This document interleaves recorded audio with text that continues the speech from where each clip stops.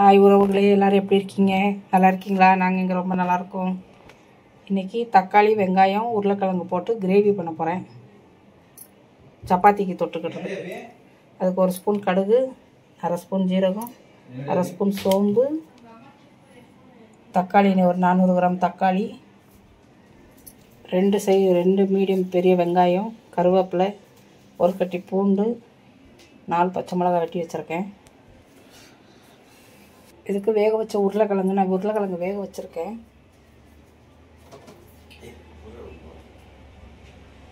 இப்போ தாளிப்பு போட போகிறேன்.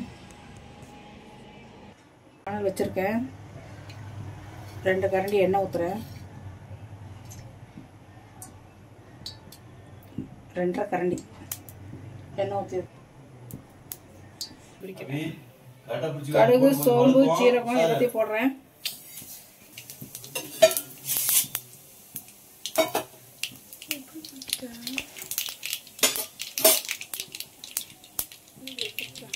கடுகு வச்சதுக்கப்புறம்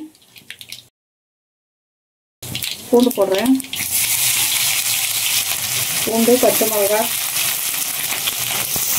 கருவேப்பிலை,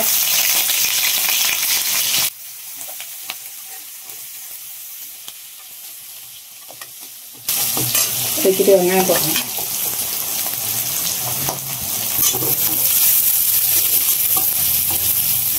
பத்திய உருளை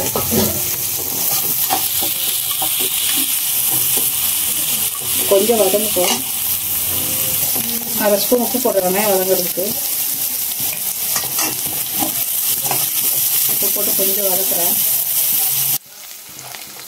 இந்த அளவுக்கு வதங்கினதுக்கப்புறம் தக்காளி போடலாம்.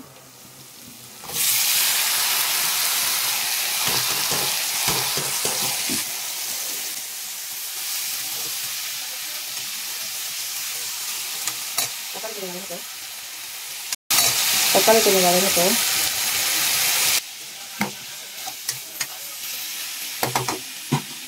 Five minutes later.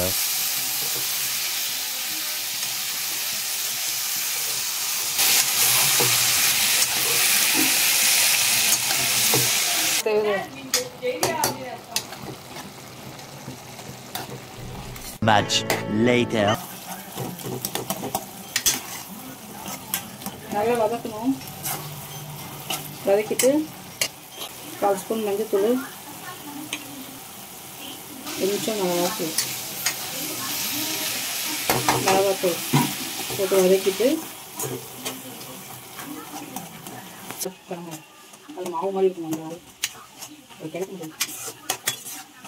I think chips போடுறதுன்னு நினைக்கிறேன். சிப்ஸ் போடுவாங்க. இன்னும் கொஞ்சம் மேஷ் ஆகணும். இது பாருங்க, முசாக இருக்கும் தக்காளி பழம். அதுக்கு மேஷ் பண்ணணும்.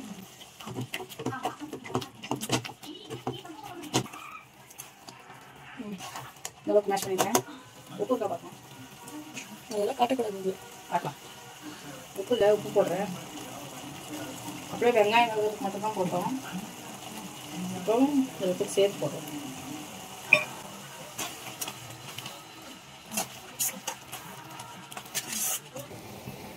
வேக வச்ச உருளைக்கிழங்கு 1/4 கிலோ போட்டிருக்கேன்.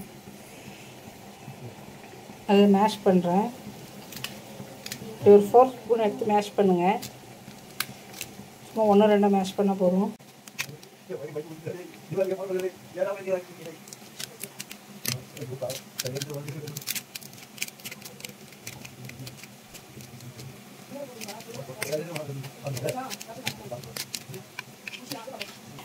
நம்ம மேஷ் பண்ணி வச்சிருக்கிற உருளைக்கிழங்கு போடுறோம்.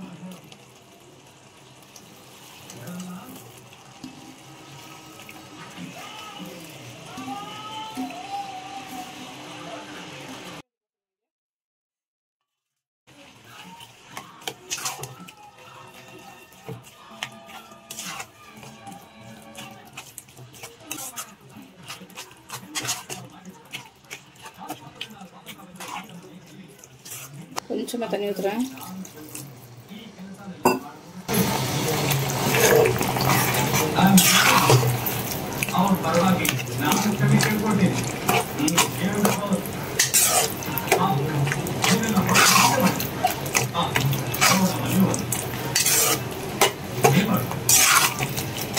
இந்த அளவுக்கு இருக்குங்க.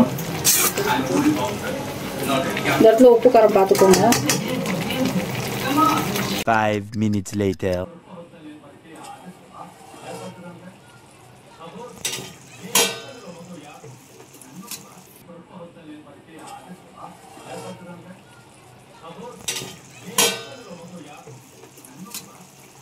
பாருங்க 2 நிமிஷம் ஆயிடுச்சு. அந்த அளவுக்கு வந்துட்டு சப்பாத்தி, இட்லி, தோசைக்கெல்லாம் நல்லாயிருக்கும்.